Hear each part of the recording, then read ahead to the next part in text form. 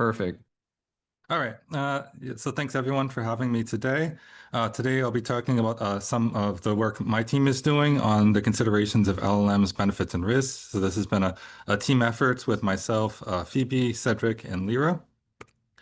So I just, at a high level, this presentation will talk about some, useful use cases for LLMs and their advantages.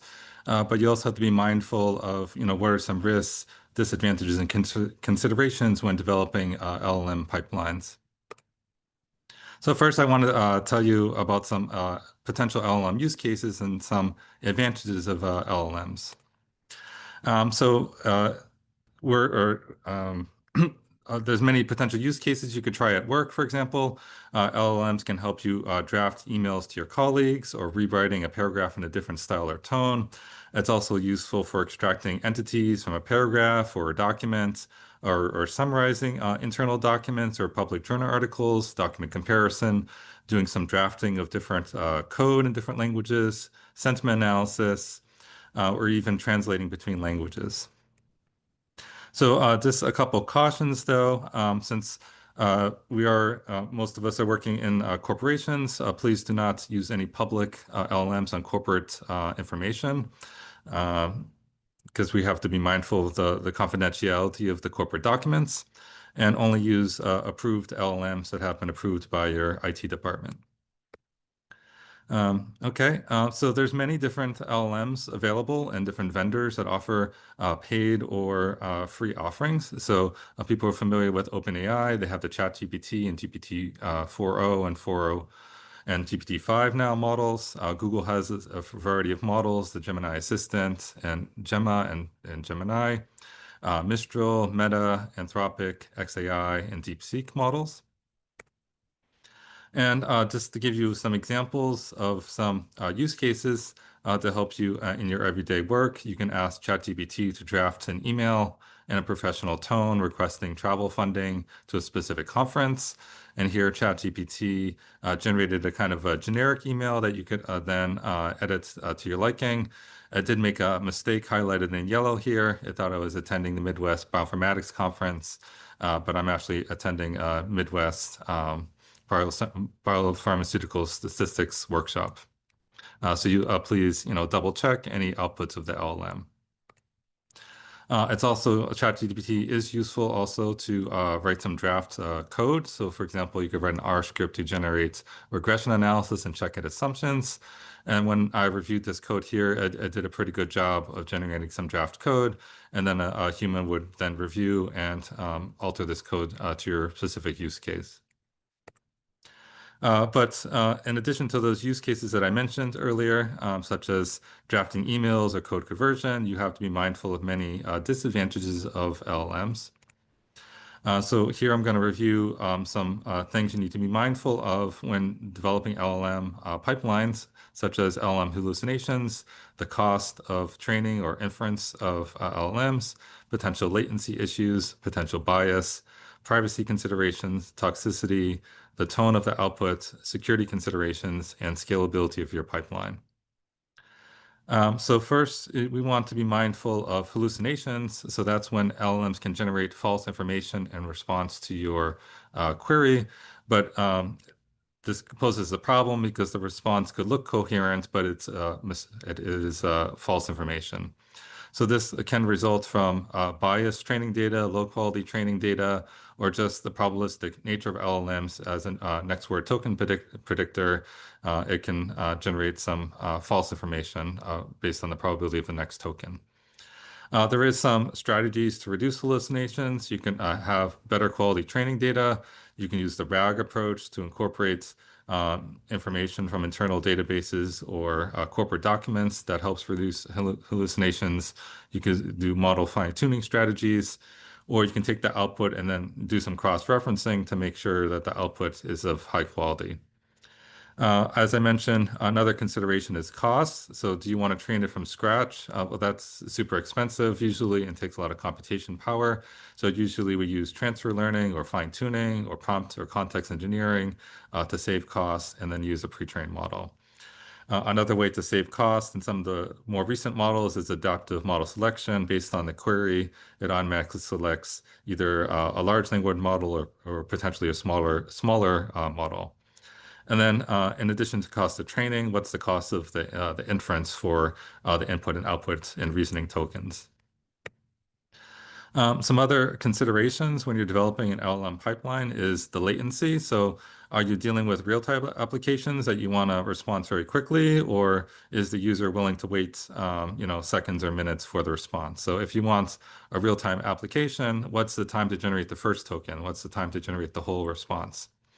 So you could try using a small LLM model if that meets your accuracy requirements. Other strategies are model distillation, model quantization, or doing some strategies such as caching or trying to reduce your prompt length. But if you reduce your prompt too much, that could reduce your accuracy or the context of your use. You also need to be mindful of bias in the inputs and the outputs. So you like to be mindful of any gender, race, ethnic, age, socioeconomic bias in your training data or your outputs. So you need to be mindful of this. This could be due to bias training data, bias fine tuning, and then you could look at the outputs to see if that's biased. Um, you can also apply some benchmarks such as BBQ, Bold, Job Fair to assess the amount of bias and consider making a more diverse training set or augmenting your data set with more diverse data. Um, you also need to be aware of knowledge gap bias. So any current events after the training cutoff dates is not going to be, is going to have poor responses. And you can also look into prompt engineering as a way to reduce your bias. Next is the privacy consideration. So if you're in the healthcare field, the patient data is very private. So how do you preserve privacy in the training data? How do you preserve privacy during prompting? Is your pipeline in compliance with HIPAA or GDPR regulations?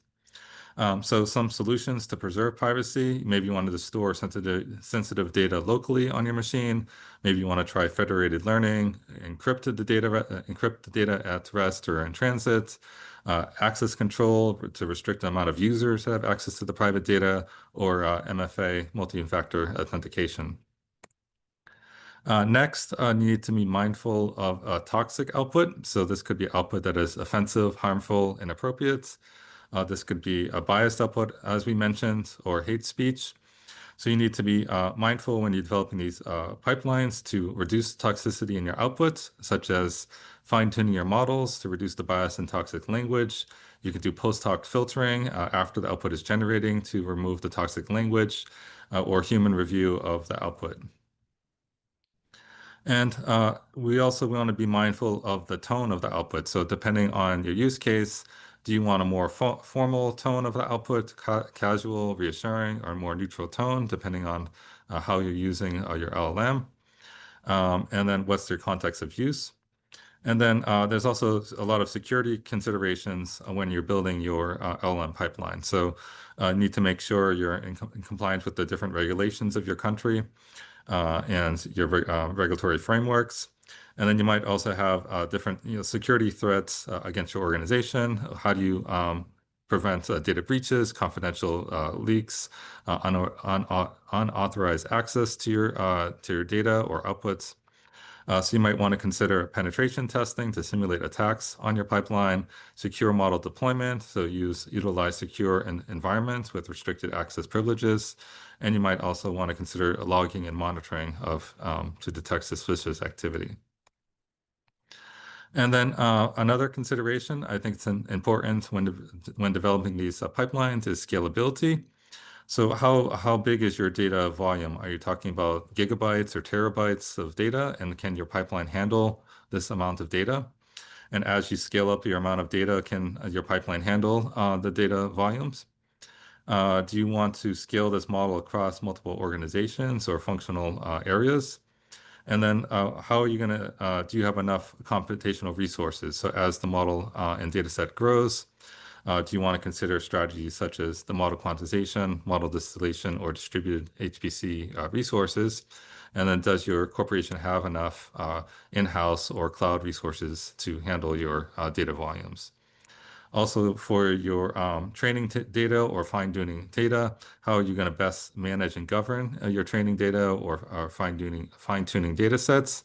Do you need to consider compression, or do you have enough space to handle your data needs? And as I mentioned previously, what is your training pipeline? Are you just going to use a computed pre-developed model by one of the vendors or open source options, or are you going to apply transfer learning, fine-tuning, few-shot learning, or prompt engineering? So that's all I have for today, and now open up for questions.